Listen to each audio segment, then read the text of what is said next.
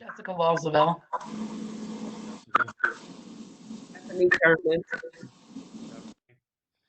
First item on the agenda is the approval of the minutes. Stephanie, can you make a motion? Make a motion that we approve the minutes. Do I have a second? Jessica? Second. All in favor? Aye. Aye. Okay, it's approved. Thank you. Next is the bulk of the meeting. Is David Huffaker is going to give us an update.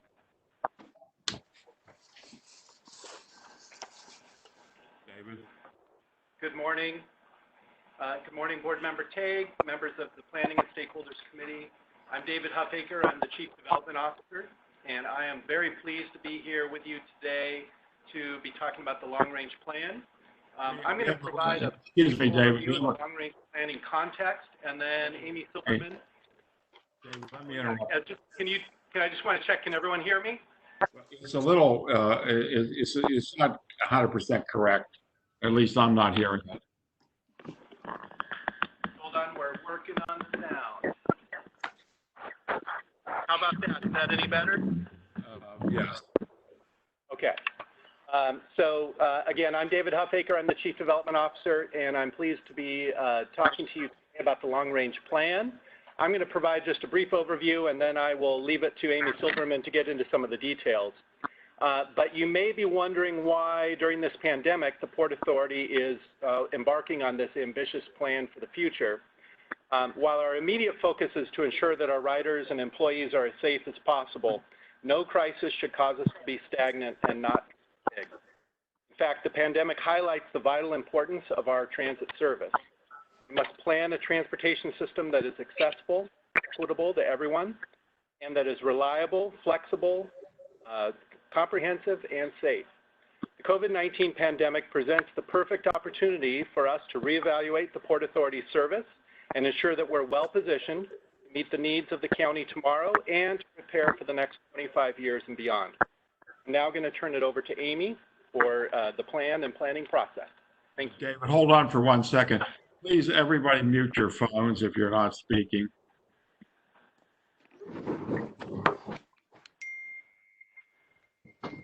All right, thank you.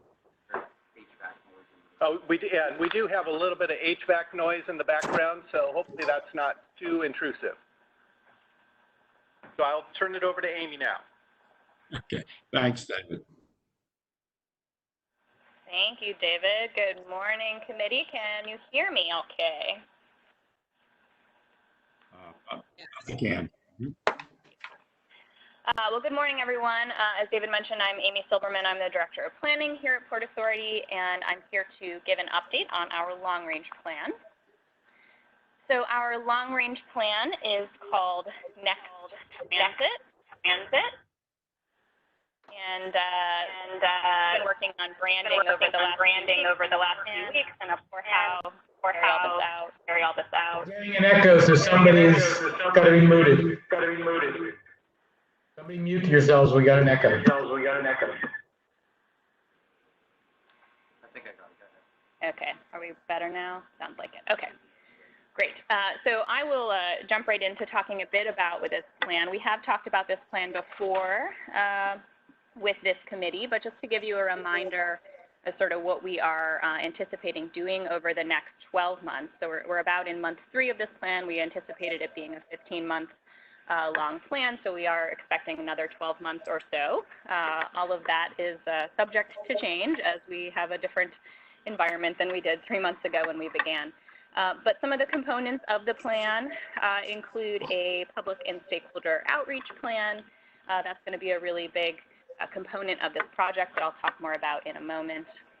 We're also currently finishing up a report on some of the background information and previous plans that have been done to date, so we don't need to start with scratch for this plan. A lot of work has been done in this region, both with Port Authority specific projects and plans, as well as a lot of other planning partners and planning work that has been done. So trying not to duplicate work that's already been done and coordinate and organize what we already have so that we can build off of that. We're also going to be looking at market and travel demands. So that's more of your typical looking into the future, population and job growth, where that's expected to be in 2045. Big question marks, but things that we can start thinking about now. A report on investment opportunities. So a big part of this plan, if we're thinking about growth in the future and how we move forward as a region, is going to be how we pay for continued investment in transit. And that not only includes our existing system, but that also includes any growth or change that we have over time. A technical memo prioritizing some of those investments. So we will be doing specific looks at corridors that are deemed priority through the public process, and actually developing some ridership estimates and cost estimates for those as a way of prioritizing which investments we move forward with next. And then finally, a draft and final report at the end of the process.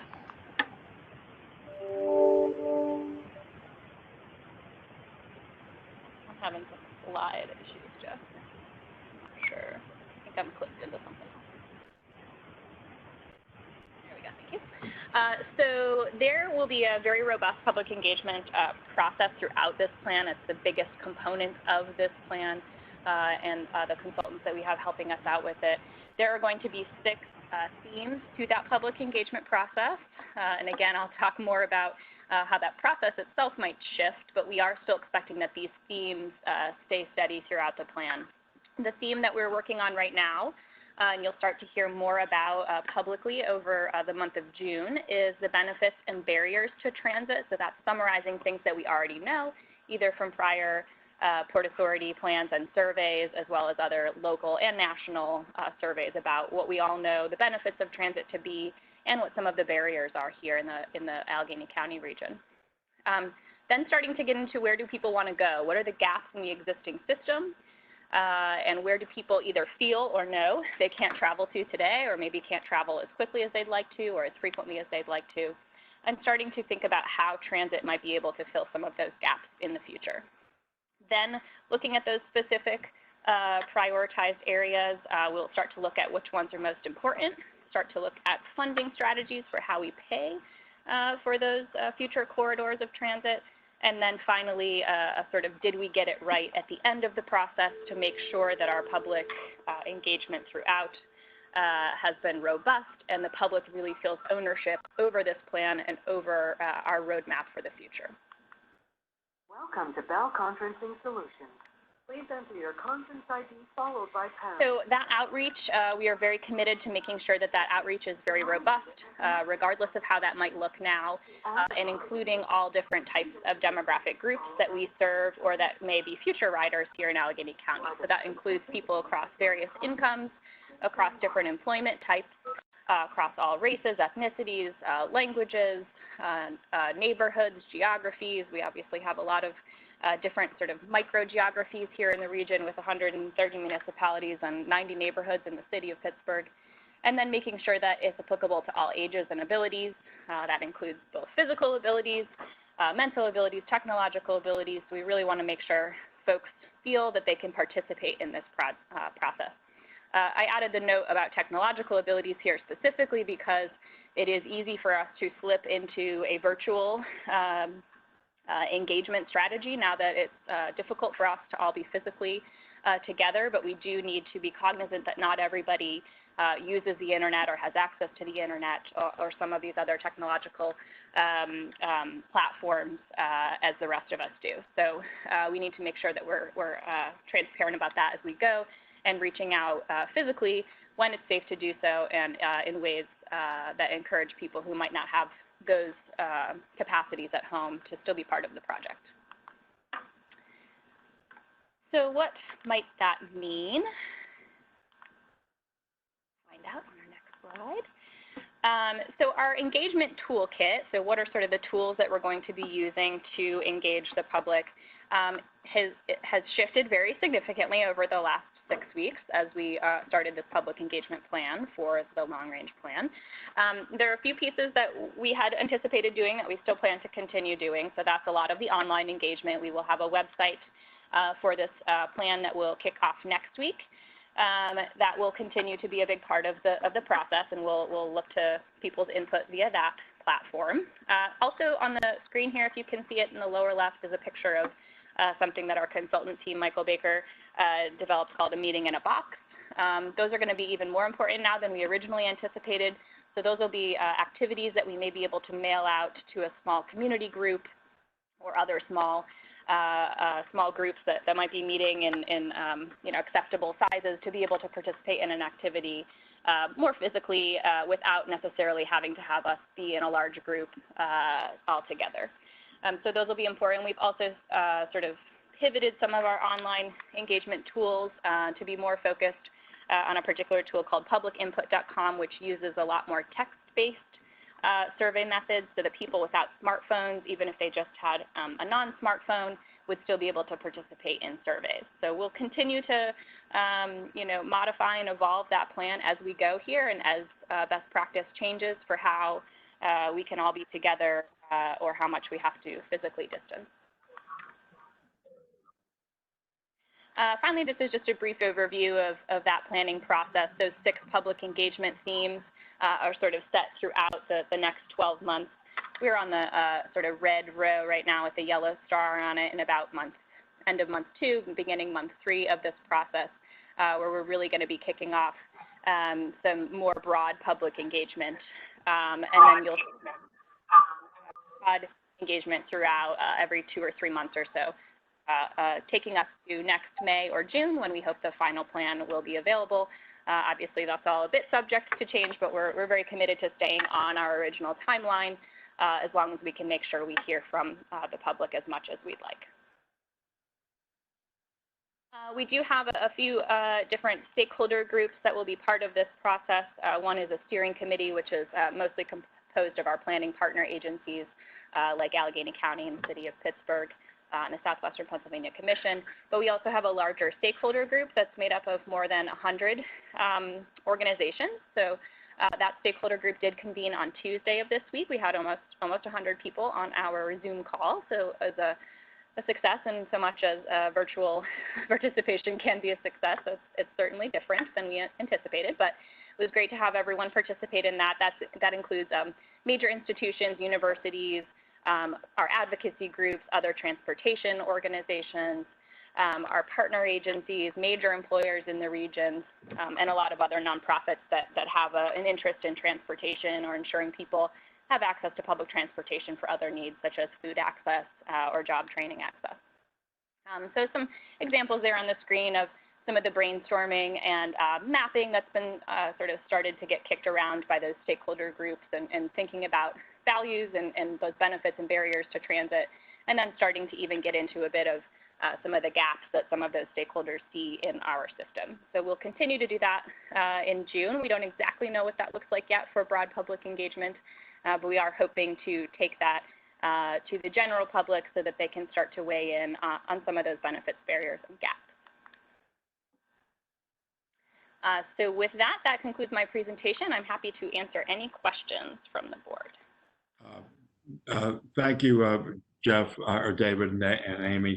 Are there any questions of committee members? Sure. Amy, I just have a couple of questions as it relates to community groups and stakeholders. Is there any CDCs from communities as stakeholders or tenant council presidents or committees from some of our low-income areas as well on this committee? And are you guys getting feedback at all? Yeah, so I have to look specifically to see who we have in there. I know we do have some of the sort of housing organizations, but I will look specifically, and I can even send the list to the board so that you all can see. We are certainly happy to continue adding organizations if you know of organizations that we should really be including in that stakeholder group. We tried to stay away from really neighborhood-specific groups in the stakeholder advisory group just because there are so many of those, since we have so many tight-knit and small areas here in the region.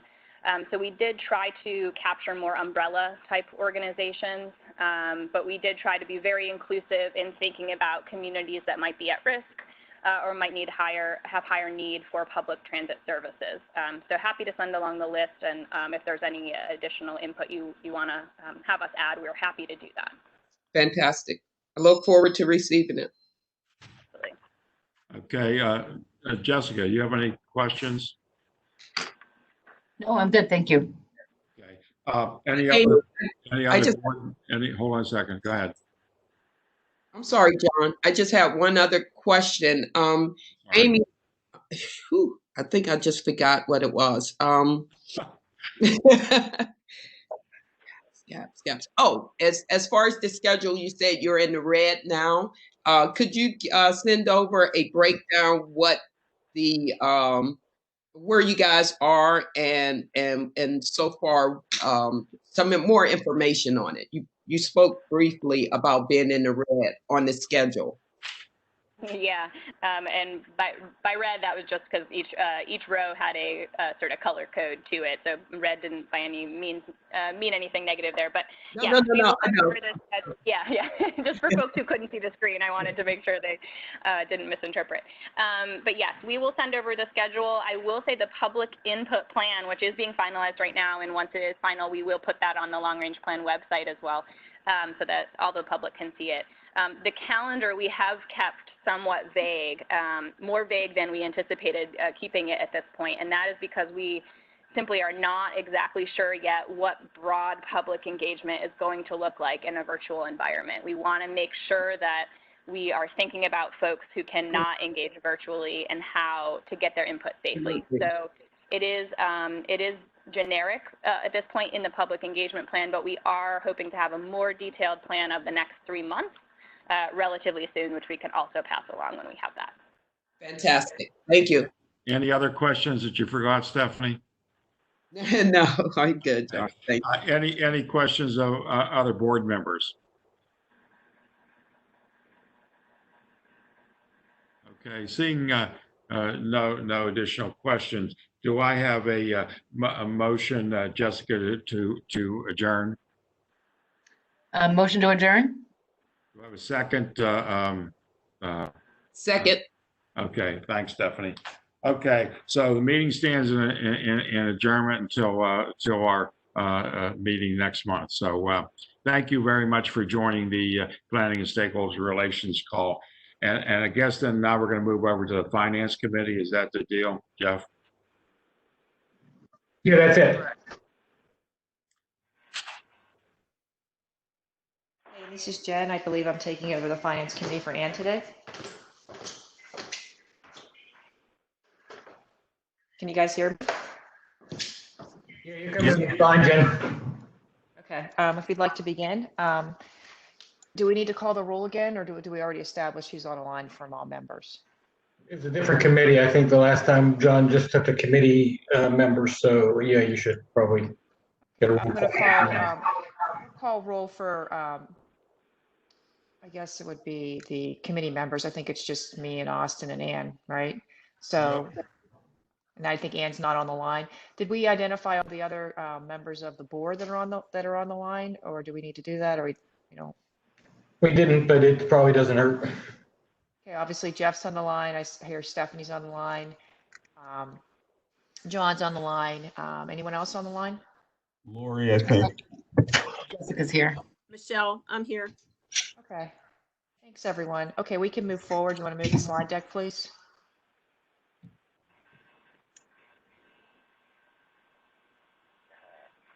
Okay, I believe Catherine, would you like to begin? Yes, hold on. Good morning. Yes, thank you. Members of the committee, members listening at home, employees, thank you very much for logging on with us this morning. We are going to do our budget presentation a little differently this year. Normally, Pete Schenk will lead this conversation, and we would have had a board workshop. I think suffice to say we are in unprecedented times, and unprecedented feels like too small a word really to cover what's going on for us. So there are a lot of moving pieces to the budget, and there's a lot more policy implications than there have been in previous years. So Pete and I will be sharing this presentation. Again, COVID has changed not just transit, but the nature of almost everything public agencies are doing right now. And while we used to just pile onto our light rail vehicles or buses, or some of us even into ride shares without thinking about it, now we think about the people next to us, that they could be a danger to our health, and they're looking at us the same way. For the last 2 months, Port Authority and transit agencies around the country have been saying things I never thought I would hear. Stay home. Don't travel. Keep your trips to a minimum. Only go out for essential trips. Now that we've moved into the yellow phase, things are starting to ramp back up. Not get back to normal, and let's be frank, we don't know what normal is going to look like. And from a transit perspective, we might not know for 18 to 24 months. It's okay to feel uncomfortable being close to folks that we don't really know. It's okay not to want to share that trip space. That makes sense, and it's completely all right with that. We will all gradually feel safer coming together again. And we'll go back to a version of the way things have been. Eventually, we will put the mass back in mass transit. We'll eventually feel comfortable enough to have 120 people on an articulated bus. But as they say, the show must go on until we get to that point. Though there is a lot of uncertainty going on right now, there are things that we have to do to make sure that our employees and our passengers are taken care of. We have to protect our transit system. When I came here, I was really struck by this idea in 2017 that people were talking to me about bus stops that were discontinued 12 years ago, and they were still walking 2 miles to get to their bus route. Pittsburghers have long memories, and we're still reeling from the changes which we made in 2007 and in 2011. We've made an awful lot of progress, and we can't afford to slide back on that. We will continue moving forward, whether it's a long-range plan or whether it's in making these other investments that make public transit something where we all feel safe, we all feel dignified, and it is always a mode of transportation of choice, never a last resort, that everyone who's involved feels like we have done everything we can to make sure that their trip is as good as possible, continuing to focus on that customer experience.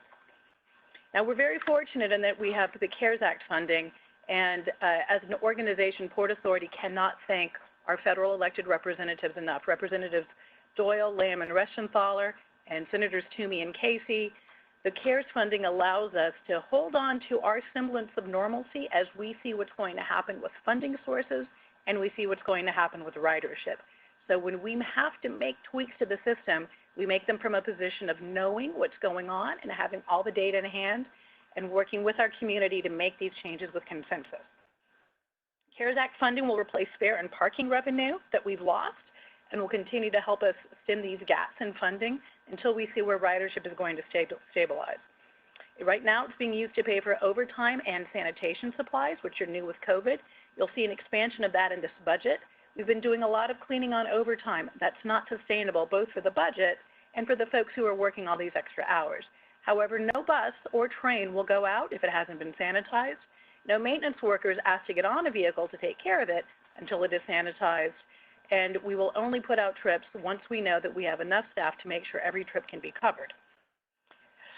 If, and more likely when, we see another case of COVID at Port Authority, we will continue to bring in additional cleaning teams and temperature screeners to maintain a safe working environment. CARES Act funding is also used to make sure that our funding partners are able to take care of their budgets and we can absorb those changes in funding as well. To ensure the protection of contractors, employees, and customers, our capital projects have instituted new COVID protocols, which will also lead to increased costs. And finally, we have employees who have tested positive for COVID that are recovering. We have employees with pre-existing conditions who are holding off out of an abundance of caution for their health, and we have employees who are taking advantage of caregiver leave. All of this impacts what's going on at Port Authority. While many businesses right now are faced with painful decisions about how to move forward, the CARES Act funding gives us the ability to be a little more flexible and a little more proactive as opposed to reactive. I've said before that I've gone into recessions, but this is the first time we've had the ability to know what we might be facing, and we can plan proactively.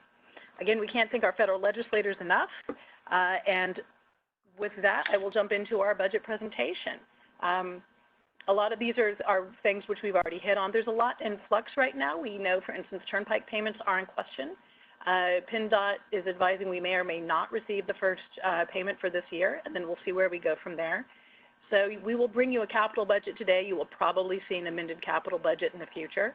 We know that local sales tax and drink taxes are impacted, but we don't know what that's going to look like at this point. So what you see is a budget here that is in many ways much like what we would have shown you on March 10th for a couple of reasons. First, there's so much uncertainty. Second, if we go forward with a budget that shows a gap, it's easier for us to use our CARES funding to reconcile with the FTA on lost revenues, whether it's fares, whether it's overtime for cleaning, and whether it's local funding sources. We are looking at a potential deficit for this year. We already know that's going to happen with fares, and the CARES Act should make us whole. Clearly, ridership has been down. We are down about 75% system-wide. A point to consider, still carrying only 25% of our capacity. Now that we're moving over to a fuller schedule, we're already finding out our vehicles are getting full. So this is going to be a balancing act for us going forward. How do we help people physically distance but still make downtown function, the Oakland corridor function? How do we get people to these late night and overnight shifts when we have to balance these capacity constraints? Total operating income is budgeted at $17.6 million for May through to June. Listen to me, I can't even read a presentation slide. Again, overtime has been up about $1 million a month to make sure we can clean every vehicle that's getting out of our garages. And as we look at that, that's on a modified schedule. These numbers will go up as we return to full schedule. The overall targeting is on the. You need to come on up, Pete. I know they can't hear you. Because of the buzz, it's having trouble. I know. I know. Sorry. So this is just a projection for this current fiscal year. So prior to the COVID pandemic, we would have probably been projecting a operating surplus for this fiscal year, and the most salient point on this particular chart is right now, at least with the information we have, we're probably projecting close to a $29 million deficit for the current fiscal year. A lot of that is due to the shortfalls and projected shortfalls in passenger revenue. For the month of April, we were down about $6.1 million in passenger revenue alone. And then the remainder of that will probably be linked to some projected shortfalls in subsidy. So in the matter of about 6 to 7 weeks, we went from a relatively rosy financial picture for fiscal 20 to now we are showing a rather significant deficit for the current fiscal year.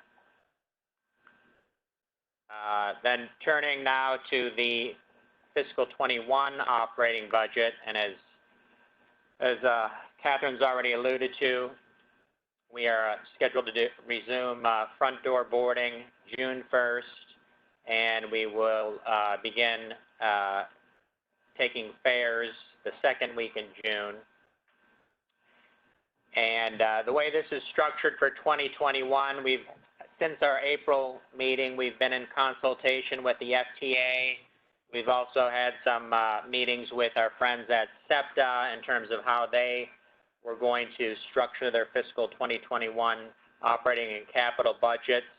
And it's been determined that the best way in order to draw down on the CARES funding is to present both operating and capital budgets that are at the pre-COVID levels. And in that way, it'll be easy to demonstrate the impact from both a operating and capital perspective to the authority, and then to quickly prepare invoices to access that $141.7 million in CARES funding. So just at very high level, some of the impacts of COVID is that there's obviously going to be some impact on advertising and real estate revenues. One bright spot, I should say, thanks to Mr. Tony Trona and his team, Tony is in this room, we were able to secure diesel fuel for the second half of the fiscal year at $1.29, which is unheard of in terms of locking in at that rate. And we were unfortunately due to uncertainty, we can't lock in entirely 100% of our needs, but we were able to lock in a significant portion. And since our last April meeting, we've had all of our divisions review their travel requests, and those have been significantly reduced due to the cancellation of many out-of-town seminars and learning opportunities. So now to a couple of other items on the preliminary 21 operating budget. We're forecasting a cash utilization rate of about $7 to $8 million a month for this will be April and May, and then with the restoration to fairs the second week of June, hopefully that'll be somewhat mitigated. But going forward in fiscal 21, cash utilization rates could be relatively high depending on how quickly and how many of our customers return to utilizing the service. Also, cash utilization will depend on, just basic economic activity in next fiscal year, and the economic activity in turn driving sales tax, which does support the operating budget. The potential impact in that next year's budget could be upwards of $42 million, just depending on how quickly that economic activity comes back online. Once again, much as we would be using CARES funding to help support the fiscal 20 shortfall, we would be using CARES funds to help support any shortfall in the fiscal 21 budget as well. And traditionally, any loss of turnpike payments have been an impact on the capital budget and not necessarily as much on the operating budget. So, so even if there was some future ambiguity regarding turnpike payments, those have, for the most part, impacted the capital budget. This current budget is projecting an increase in state operating assistance. This is the most recent information that we've received from PennDOT, so it is going up from the $239 million to $244.8 million. And then there would also be a local match requirement of 15%. The total state capital funding in the capital budget, we have some slides that we'll get into this, is currently assumed to be the $114.5 million. Now we're just using $100,000 in CARES funding, but this is strictly a placeholder in terms of we can easily incorporate the shortfalls into the fiscal 21 budget. It obviously will be much more than $100,000, but it's in the template that we've agreed to use with and got approval from FTA. We're just doing a placeholder for the CARES funding. It'll actually be tens of millions of dollars in next year's budget. Capitalizations, which are some of the funds that we receive from the federal government and also the state government but are utilized to offset operating budget, is projected to be about $1.1 million less, and that's due to using less preventive maintenance funding in the fiscal 21 budget than the fiscal 20 budget. Pension expense is budgeted to go up $2.9 million from the fiscal 20 level, and as I mentioned at the April meeting, that we would need a restoration in the markets by December of this year in order to avoid rather some significant pension expense increases going forward.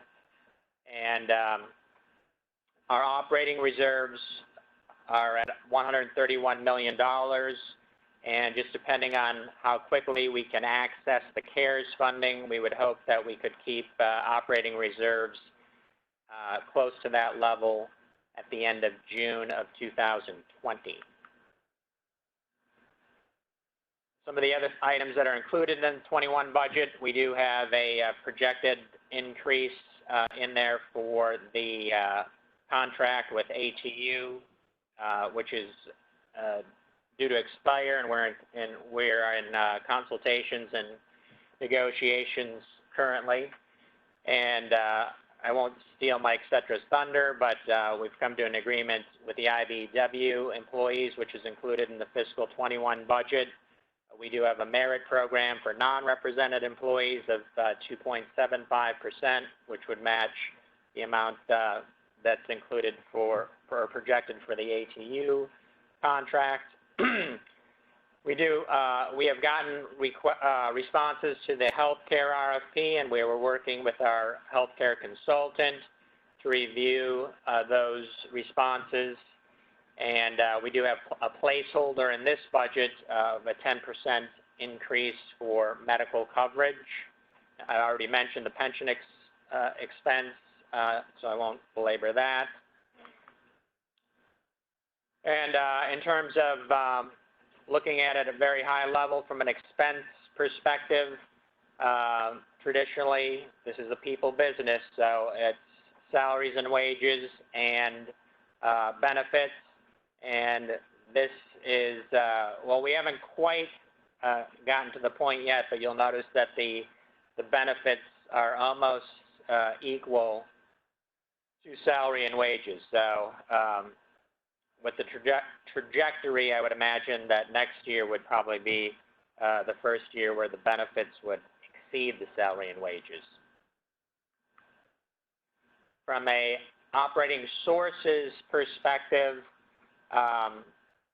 the Commonwealth is the main supporter of the operating budget at $268 million, and then we have Allegheny County, the passenger revenues at $88 million, and now this would obviously change when we ultimately would use CARES funding. So the federal piece in next year's budget, when it comes to the actuals, will supplant some of that passenger revenue and subsidy shortfalls. From a revenue perspective, from a passenger revenue perspective, we're basically budgeting at about the 2019 audited levels, and we're also showing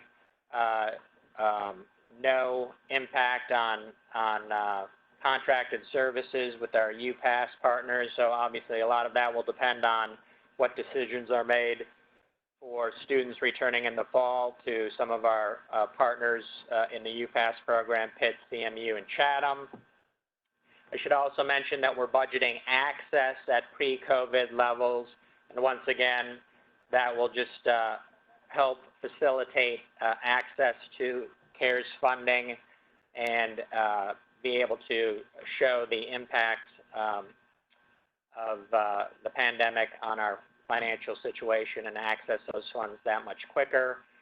Advertising, this is also at pre-COVID levels. Interest income is down slightly. Wages and salaries, I won't get into that. It's pretty self-explanatory in terms of the changes from the fiscal 2020 budget. And this is both the subsidy from a state and local perspective, and also from our use of our deferred state operating assistance. As you can see, the fiscal 2020 budget had a plug of using about $22.8 million. As we stand today, the fiscal 2021 budget would have a plug of using about $42.4 million in deferred operating assistance. So that $131 million that you see on one of the earlier slides, that would be utilized. We're trying to get confirmation from FTA, but we probably can use CARES funding to offset the $22.8 million in this year's budget, so we get that money in the door. Catherine has alluded to any change in headcount for the most part is responsible for safety and cleanliness of our vehicles. Oh, I'm sorry. I'm I made Pete move, and we were getting too close to each other. I apologize. Yeah, so, points to highlight on this budget, we are budgeting to go ahead and make permanent the positions which we need for sanitation and cleanliness of service. We anticipate taking time through the fiscal year to see what service looks like. Again, we don't anticipate coming close to full worker use back on service until at least August or September. Again, for working parents who are not able to come back and participate or whose hours are different until school is open. And that depends on what happens with schools, frankly. If schools go to half day, that's going to have an impact on how parents are riding or their caregivers are riding, which will also impact how we put our schedules together as a workplace. So we don't know how that's going to look. Pete noted the schools in the Oakland corridor, and all 6 of them, we don't know how many of those are going to be online in the fall and how many are not. So there is a lot of up in the air. The $10 million, which we normally receive through the UPass program, will definitely be a lower number, but that remains to be seen what that actually looks like. But the one thing we do know is we have to be able to clean these vehicles, so that's what you see in the budget on the focus for personnel. Next slide, Pete. CARES Act funding, again, this is covering things which are COVID-only related. We're very fortunate that it's a sum of money that we're able to draw down for demonstrated COVID expenses. This is not conditional on us exhausting our 5307 or other grant funding. We can use it immediately for CARES Act impacts. If there's more questions on that, I will yield the floor back over to Pete to go through this on where this money is going to. But again, it's filling funding gaps and overtime impacts which are related to the pandemic. And for the capital budget, again, we are budgeting as though we would receive the entire amount from the state. So we are budgeting a $115 million capital budget. We fully expect to be coming back based on what we hear from the Turnpike and adjusting what projects are included in this budget. Again, until we have more certainty on what that number looks like, it's a little difficult to go through. I don't know that I would consider this fortunate, but we do have the experience 2 years ago with the truckers lawsuit of having to essentially zero out a capital budget and move projects around. So a lot of this math has already been done for us if we do have to reallocate some capital projects and moving these expenses.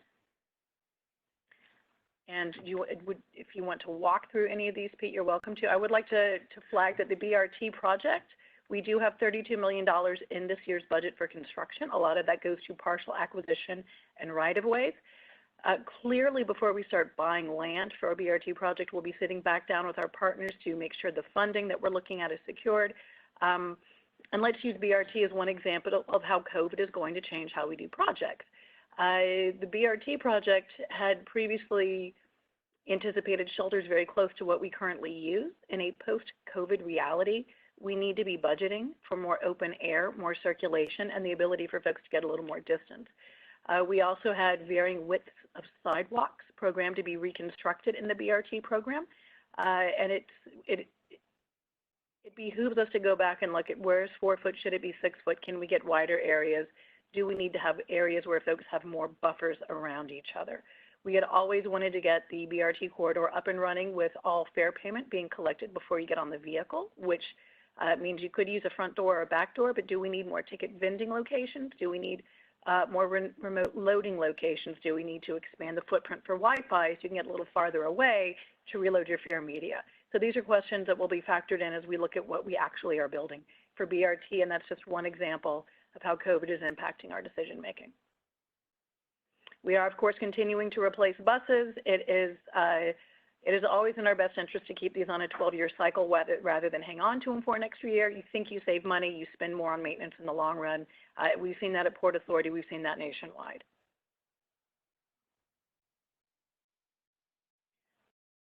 And I'm not going to pretend to be able to read that. And you want to come back on up, Pete? And I'll move away so we don't have to do that thing.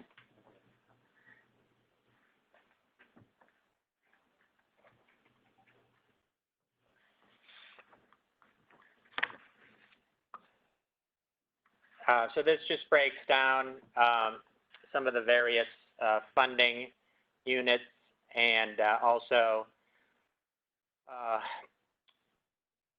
some of the items that will be expense. So this is $131 million capital budget, and with the state contributing $105 million. The difference between this and the $114 million that was on the previous slide is that there is some state money that comes over in the form of capital that is ultimately moved over to the operating budget. So as you can see, as in past years, we have a commitment of debt service of $22 million. We have a revenue vehicle replacement of $21.2 million, fixed guideway improvements, which includes the BRT project of $63 million, facility improvements, which we're going to continue at $18.5 million, and then some various support programs. And very similar to the operating budget, the state is the largest benefactor on the capital side as well. And this is just by percentage, the breakdown of the usage in the capital budget, which I just reviewed on one of the prior slides. So Catherine and I are happy to answer any questions. Hey, thank you very much. This is Jen. Thank you very much for the presentation. I would ask committee members to identify themselves and ask questions if you want to go. There's only a couple of us. So Austin, did you have any questions first? No, I'm good, Jen. Thank you. Okay. Anyone else have any questions? Go ahead. Who's next? Any members have any questions related to the budget? I do not at this time, Jen. This is Michelle. Okay.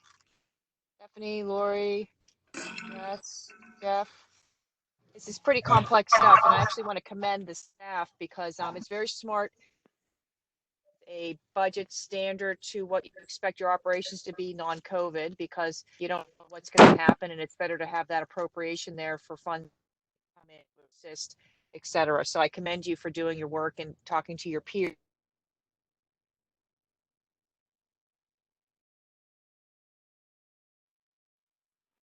Thank you, Madam Chair. I agree, and thanks. I have no questions at this time.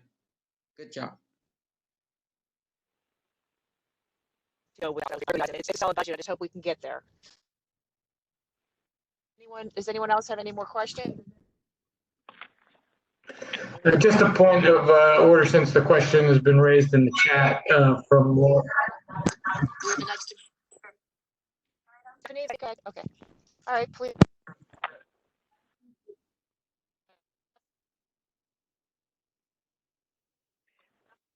Can you hear me? Chef. We cannot. Okay, I just wanted to. Can you hear me? Go ahead, Jeff. It's all yours.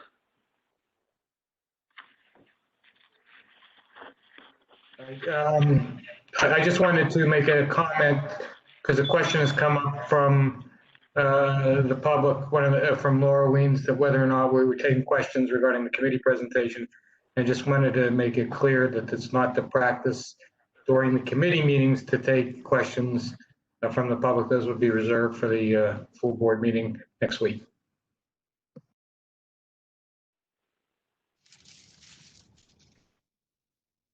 All right. So that concludes the update on the operating and capital budgets. Do we want to turn to the review of the financial statements? Yes, please move forward with the next level Okay. presentation. All right, thank you. We'll just go to it. Okay. All right, so for the month of April, total operating income was down a little over $6 million, which was directly the result of lower ridership related to the COVID-19. For the fiscal year, total operating income is down $6.9 million due to the same impact of the pandemic. The shortfall will be included in the CARES Act invoice, the expenses were below budget by $4 million for the month, and for the year they're under budget by $27 million, which is good news because it will help us preserve any future CARES Act funding. Total subsidies for the month were down about $2 million due to lower local operating subsidy. And we continue to work with Allegheny County on possible ways to mitigate this. Subsidy for the fiscal year is $8.4 million under budget. As I mentioned earlier, that any shortfall in subsidy would be eligible to be rectified and made whole through CARES Act funding. From a year-over-year perspective, our total operating income is $7.1 million below last fiscal year. It was pretty much on par with last fiscal year prior to March. Total passenger revenues is $7.4 million below last fiscal year, and most of that is due also to the impact of COVID-19. Total expense for the month was $344,048 below last April. For the fiscal year, we are $4.47 million higher than last fiscal year. I should mention that earlier in the fiscal year, we did have the railroad recovery of $2.5 million, which does bring that variance down. So if that were taken out of the mix, since the expenses occurred in fiscal 18, fiscal 19, we would be about almost $7 million higher than last year. So total subsidy is $11.7 million higher than last fiscal year. I should mention that in the month of April, the PennDOT did give us our May state operating assistant payment 1 month earlier. They did that for all the agencies within the Commonwealth, so that impacts that $11.7 million variance. From an operating reserve perspective, we began the month with $150.3 million in operating reserves. We received $50 million in cash revenues. One of those, as I mentioned earlier, we did receive the extra state operating assistance payment.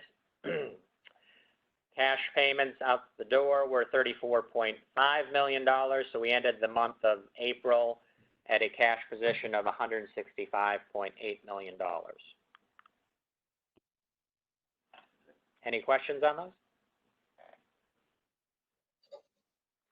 All right, hearing none, I will turn it over to the Vice Chair.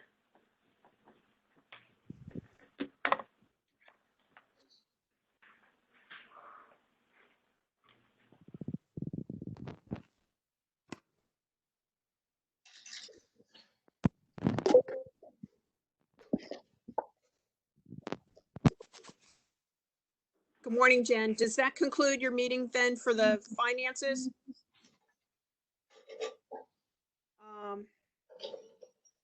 Hearing no further questions on that, I'm assuming that the financial committee has adjourned. So we're going to move forward, and I'm going to call to order the Performance Oversight Committee. And I have on the committee, we have 2 committee members with us. Austin Davis. Austin, are you still here on the phone with us? Yes, I'm still here. Okay, great. And then Representative Lori Migorski. Lori, are you on the phone here with us?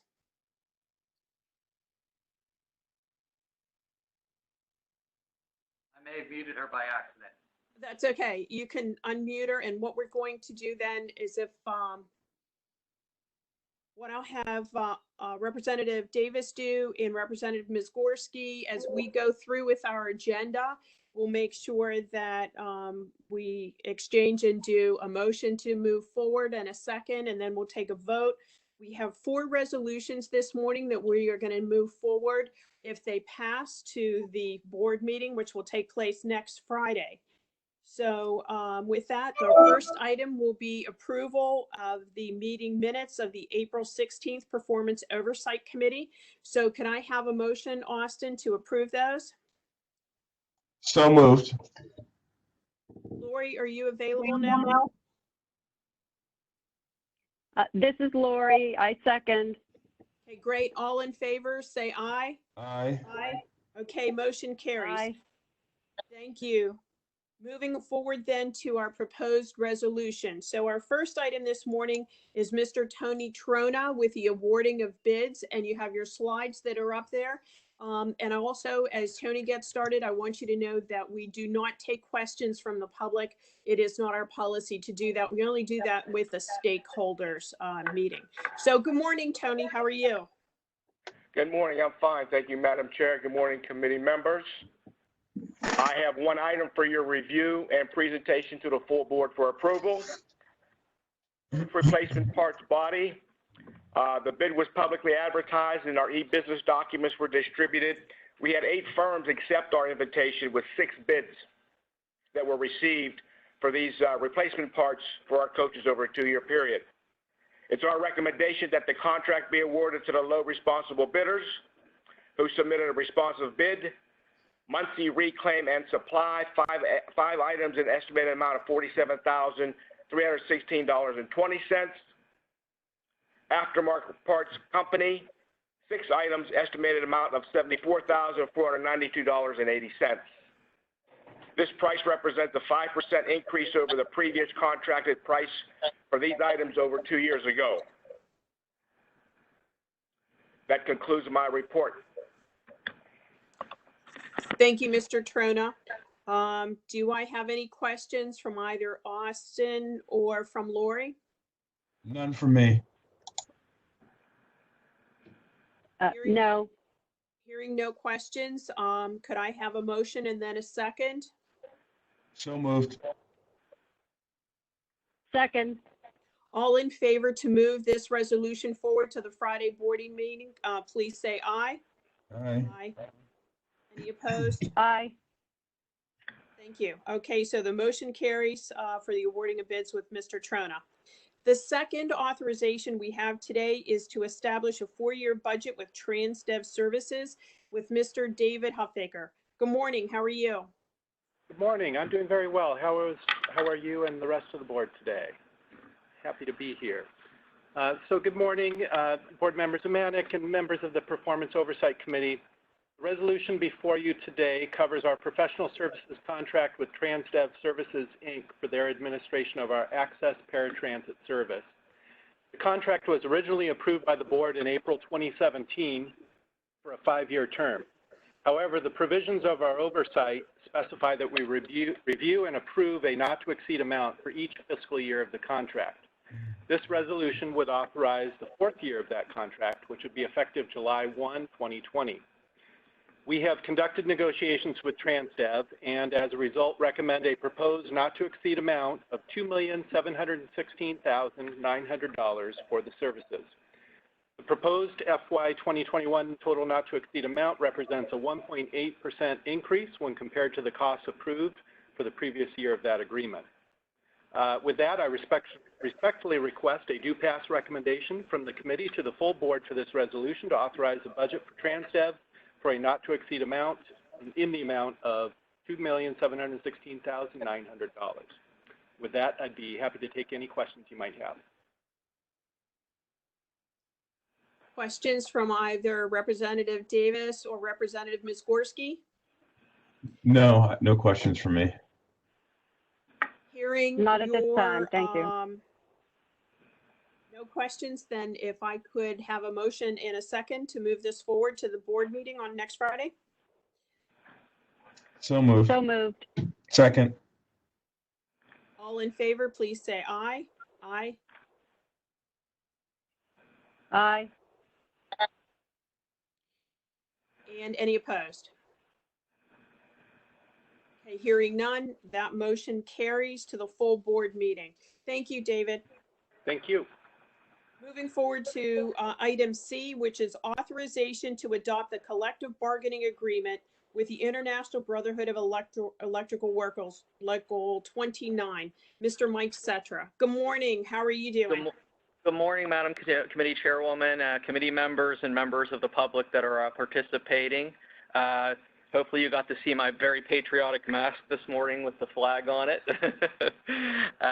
This first resolution I have for the committee's consideration this morning would authorize Port Authority to ratify and enter into an amended collective bargaining agreement with IBEW Local 29. Port Authority's current CBA with IBEW covering employees serving in various capacities in Port Authority's customer service, service center, payroll, admin services, police, and benefits departments expired on April 30th, 2020. Earlier this year, the parties began engaging in negotiations over the terms of a new agreement. Unfortunately, the COVID-19 pandemic did disrupt those bargaining efforts for several months. In late April, the parties were able to begin resuming negotiations, but obviously looking at a very different landscape. So the focus went from discussions on a long-term agreement to a short-term agreement. And what's before the committee for consideration this morning, the tentative agreement that's attached as Exhibit A to the resolution in your packets, is a proposed one-year extension through April 30th of 2021 with a 2.5% wage increase and 5 sick days for IBEW new hires. The intent, if the board if the committee would recommend it and the board ultimately would approve ratification, would be for the parties, to come back to the table next year and, look at negotiating a longer-term agreement, hopefully once the financial and the operating picture is a little bit clearer. I can advise that IBEW membership recently voted on this proposed agreement and have ratified it. So Madam Committee Chairwoman, subject to any questions that committee members may have, I'd respectfully request that the Performance Oversight Committee recommend this resolution, ratifying the proposed agreement on Port Authority's behalf to the full board for approval. Very good. Thank you, Mike. Representative Davis, Representative Miskorsky, either of you have questions for Mr. Cetra on this ratification and the authorization to move this forward? No. No. Okay. Could I have a motion and a second to move this forward to the full board, please? So moved. Second. All in favor, please say aye. Aye. Aye. Aye. Any opposed? Hearing none, the motion carries. Thank you very much. Thank you, Mike. Thank you. I'm sorry. No, go right ahead. Item D. Okay. Sorry, I'm jumping the gun there. I apologize, Madam Committee Chairwoman. My second and final resolution this morning for the committee's consideration would authorize the adoption and implementation of Port Authority's FY 2021 to 2022 internal audit work plan. In accordance with the previously board-adopted internal audit department charter, the internal audit department conducts its audit activities under 18-month work plans that are subject to review and approval by the board. The current proposed work plan before members this morning, which is attached as Exhibit A to the resolution in your packets, would be the plan for the 18-month period beginning July 1st, 2020 and running through December 31st, 2021, so the first half of FY 2022. The plan is somewhat lengthy, but page 8 is really the summary page that identifies the audits that would be performed under the work plan, and then there's fuller scope description of each audit starting on page 10 in the plan. But essentially, and this is consistent with prior versions of the work plans that have been approved by the board, it's divided into 4 categories: audits that are in progress from prior work plans that are the expiring work plan, audits required by law, regulation, or authority policy, audits based upon risk assessment or management request, and then other direct audit activities such as travel bookings, petty cash audits, cash register audits, etc. Again, this resolution would authorize adoption and implementation of the plan. It would further reserve the right to make material amendments to the plan to the board, but allow designated management to make minor amendments to the plan while it's being completed to ensure, projects can be completed in a timely manner. Madam Committee Chairwoman, subject to any questions that committee members may have, I'd respectfully request the committee recommend this resolution authorizing the FY 2021 to 22 internal audit work plan to the full board for approval. Mike, thank you for sending us that full exhibit plus with your summary with it. So I thank you very much for that. Do I have any other questions from either of our representatives? And No. No. could I have a motion and a second to move this forward to our full board, please? So moved. Second. All in favor, please say aye. Aye. Any opposed? Aye. Any opposed? Hearing none, motion carries to our full board for next Friday. So I thank you very much. Thank you. Thank you, Mike. That concludes our agenda. And so I will make a motion for us to adjourn the Performance Oversight Committee. Do I have a second? Second. Thank you very much. We stand in adjournment. Thank you. And I believe now we're moving forward to technology. Hi, this is Jen, Chair of Technology Committee. Can we get the slide deck up, please?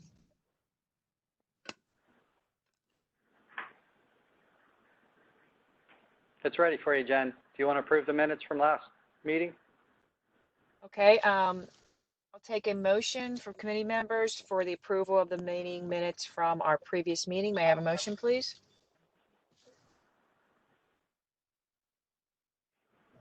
So moved. May I have a second? Second. All those in favor? Aye. Aye. Okay, moving forward, I believe we have a presentation. Next item, please. Hold on, I'm getting a error on WebEx, which is kind of scary. Okay, so good morning. The one resolution I'm presenting today is an authorization to enter an agreement with DQE Communications LLC for secondary wide area network connectivity services. A bit of background on this is that last year, as we were implementing a new wide area network, which connects all of our different locations together, it was found that we did not have a secondary redundant service to protect us in the case of a crisis or a major outage. So we went with an RFP to get some bids and move forward with having this necessary secondary connection. The proposal is to enter into an agreement with DQ Communications LLC for a 3-year term, not to exceed $170,100. As a regional telecommunications service provider, I do want to state that DQE has a very strong local presence and good experience with Port Authority in their prior role on our services. So thank you. If they're subject to any questions that you may have, I respectfully request that the committee recommend this resolution to the full board. Thank you, Jeff. May I have any questions from members of the committee? Not at this time. No questions. Thank you, and I'll accept questions from any board member who is on the line at this time. Okay, seeing none, I'll ask for a motion to approve. So moved. Second. Second. All those in favor? Aye. Opposed? Aye. Okay, motion carries. The resolution move forward. Next item, please. So I'm going to set up, unless David wants to? No? Okay, so Ellie Newman joined the Port Authority in 2019, and I apologize, Ellie, I forget your exact title. Manager of Transit Analysis comes to mind. She's in our planning group, and she wanted to share with you this morning a little bit of what we're doing on our strategic dashboards here as we move our data use forward. Yes, thank you, Jeffrey. Did we lose the slides? Is there a way to get those back up? I must have gotten disconnected. Okay. Let me try here, folks. Okay. Sorry Well, about while that. you're trying, so as Jeffrey said, my name's Ellie Newman. I'm the manager of transit analysis. And I was here in January speaking about our open data program and how we are sharing data with the public. And today I'm going to talk more about our internal data analysis. So I've been here for about a year now. And over the past year, I've been working with our management teams to help us more easily monitor our trends with our data and flag any problem areas early on. And so in this presentation, I'm going to highlight 3 areas where we have done that. So first, looking at ridership. Ridership is basically our bread and butter data set. It's like our sales data in terms of who's using our customers and how, or who is using our service and how are our riders using it. And so it looks like Jeffrey is about to pull it up.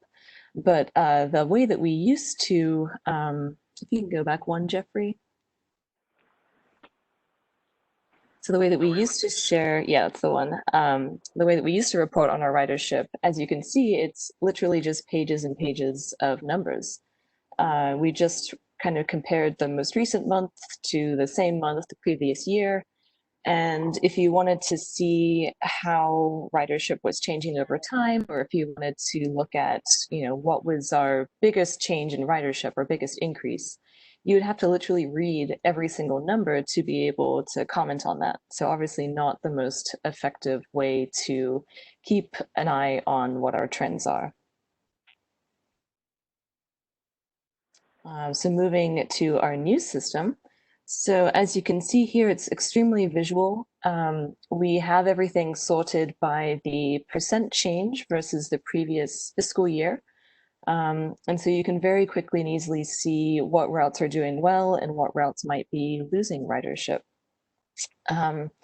We have this sortable, and then we also have on-time performance on there as well. On-time performance and ridership kind of trend in the opposite direction. So as we start to get more riders on a route, it takes more time to get them on and off the bus. So sometimes the on-time performance can decrease. So it's important to be able to track these kinds of things together. And with this, it's very filterable. So you can see here the P68 has been our fastest growing route. So if you can click Jeffrey, it would filter for the P68. And then you can drill into a particular route and see how it's doing. And actually, the dark blue line here is 2020. So you can see as we had a big drop in March 2020, the corresponding on-time performance line went up. So that's something, it's certainly faster to run a bus without anyone on it, but it's not our preference. But at least we can kind of see what's going on and maybe make some changes with the schedule to make sure our buses are at least more on time. So next up is out of service. So this is another really important metric. It's critical for our riders who depend on our service. It speaks to our reliability as a system. Out of service can come from equipment breakdowns that happen on the road. These tend to be kind of random acts, not something that you can really predict, but most of it actually happens from manpower issues, so having not enough operators to drive the service. And for manpower out of service, it's really important to make sure that any canceled trips are spread around the system so that we are not hurting the same customers day after day. So the old way, we have this data stored in 3 different systems, depending on the type and the mode of out of service. And the reporting for this used to be highly manual. So somebody was literally going into these systems every day, pulling reports on what happened yesterday, and then typing that into Excel. And because it was so manual, we reported out of service just as a daily total, and we lost the detail of what routes and what trips had actually been canceled. So if somebody wanted to know how many, what route had the most out of service in a time frame, it would be very difficult to answer that question. So here's what it looks like now with our reporting. So we now have robots working for us. We have a script that pulls daily out of service from all 3 databases, and it's down to the level of the individual trip and route that was canceled.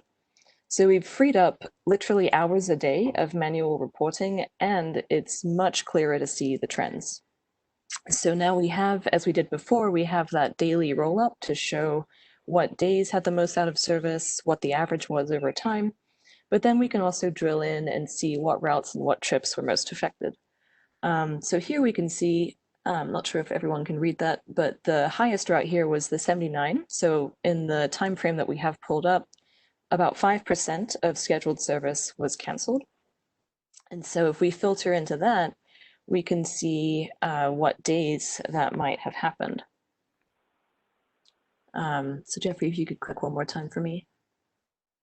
So here we can see that the 79, in some cases, has been canceled. This particular trip has been canceled 3 days in a row.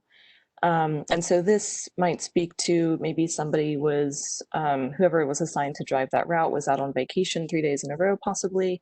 But this is something that we would really want to flag, as these same passengers might be losing their service several days in a row, and making sure that as we can, we spread this out so that other routes can kind of feel the pain as well. So lastly is our COVID-19 response. So obviously this crisis impacted the agency in a myriad of ways, and there's a need to be able to easily track how it was unfolding and how it was impacting the agency, and ideally not require too much manual reporting. So I'm just going to highlight a few of the several dashboards that I've made for this. This one is looking at customer complaints that potentially are COVID related. And this is complaints per 10,000 riders. So it is normalized to what our ridership is currently versus back in the good old days.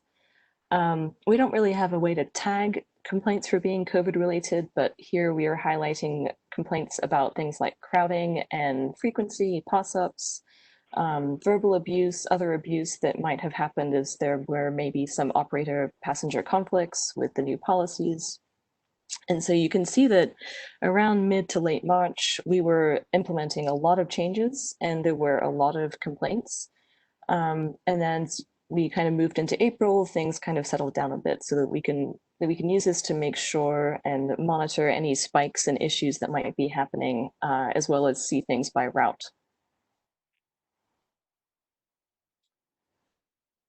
Another one that we have is supplies.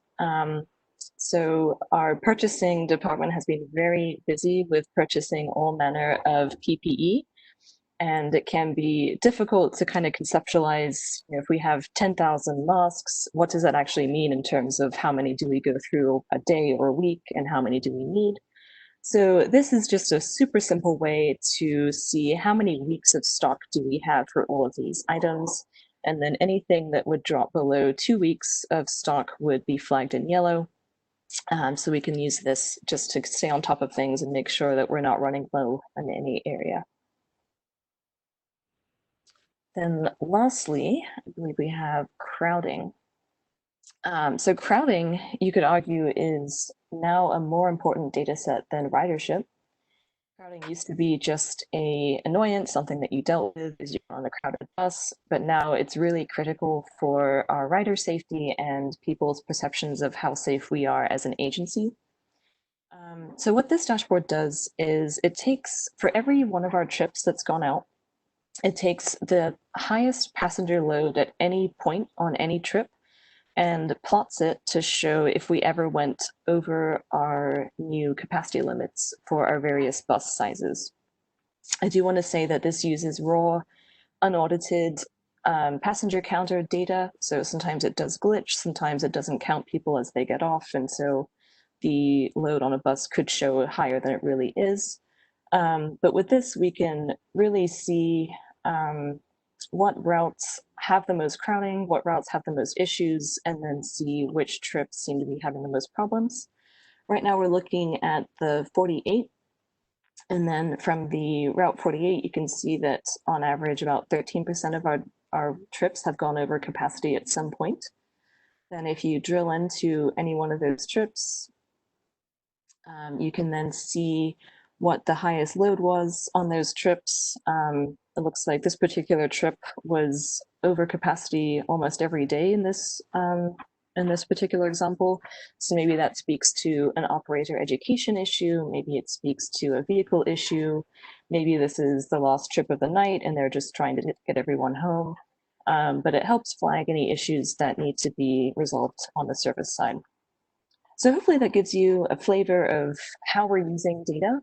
It's been quite a fun journey, and we're always getting new ideas from the management team as to how we could go deeper into this data and find even more things to look at. And at this point, I'm happy to take any questions. Thank you, Ellie, for that presentation. I'll ask committee members if they're presented.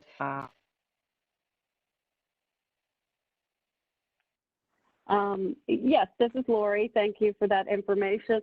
I would ask, can you email me those slides, because I am only on the phone and I didn't have them in my email. So if you could send them so I could look at them after the meeting, I'd appreciate it.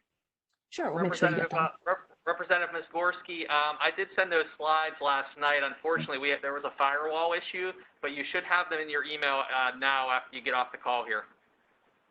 Okay, because I have been looking. I've been looking through my email, but I guess I could check my spam filter or something. Okay, thank you. If you don't have them, let me know. I can resend. There was a firewall issue, and they just got released this morning. Because I just do not. Let's see. They're not in my in bin and. Well, maybe we can just resend them to everyone. Yeah, can you just resend them to everyone to make sure that everyone has them? Yeah. Thank you. Any questions? questions? Go ahead, I do Lori, have I apologize. stronger firewall. No, that's okay. We have stronger firewalls, so that may be why I didn't get them. Thank you. No problem. Thank you. Any questions from board members, not members of the committee? Hey, Jennifer, it's John Tag. And I'm not sure this fits into this at all, but what I was interested in fare box failures. I don't know if that's something we track or whether it would be part of her report or not. That was my question. Did you say fare box failures? Yeah. Yeah, that's not data that I have looked at, but I wonder, I could certainly look into how that is tracked. I know that we have pretty good data on our TVM machines and how often they might go down and what % of time offline or online they are. So maybe we have something similar with Farebox as well. Yeah, because my question is really a financial question anyways, I guess. There's impact. Board Member Tig, this is David Huffaker. I think that's a great question. I know our operations team does track that information around failures. However, I don't think it's translated to Ellie's side yet. So I'll work with Mike Heidkamp and Don Rivetti on that to make sure that we've got the tools in place to add that to a dashboard. Okay. Thank you, David and Ellie. Any other members have any questions related to the presentation? Just a quick comment. So Ellie, thank you.